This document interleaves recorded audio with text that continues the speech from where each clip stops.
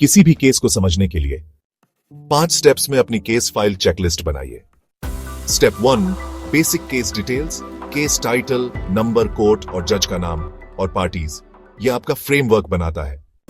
Step 2, court pleadings, मुख्य दावे, मांगी गई राहत और डिफेंस। इससे आप समझते हैं कि केस की लड़ाई किस बारे में है। स्टेप 3, इंपॉर्टेंट एविडेंस और एग्जिबिट्स। हर एग्जिबिट की अहमियत और किसने फाइल किया नोट करना जरूरी है। स्टेप 4, प्रोसीजरल स्टेटस, केस की स्टेज, पिछले आदेश और अगली तारीख का मकसद। इससे आप केस की प्रगति को ट्रैक कर सकते हैं।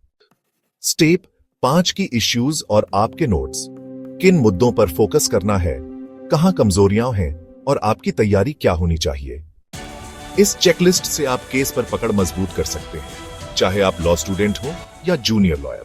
तैयार रहें, तैयार जीतते हैं। किसी भी केस को समझने के लिए 5 स्टेप्स में अपनी केस फाइल चेकलिस्ट बनाइए। Step 1, basic case details, case title, number, court और जज का नाम और पार्टीज। यह आपका फ्रेमवर्क बनाता है।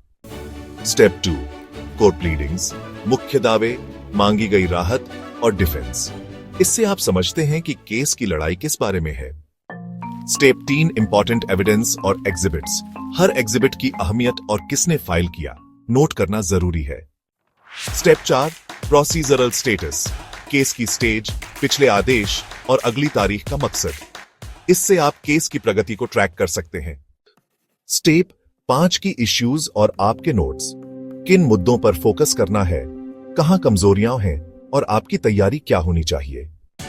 इस चेकलिस्ट से आप केस पर पकड़ मजबूत कर सकते हैं, चाहे आप लॉ स्टूडेंट हो या जूनियर लॉयर। तैयार रहें, तैयार जीतते हैं।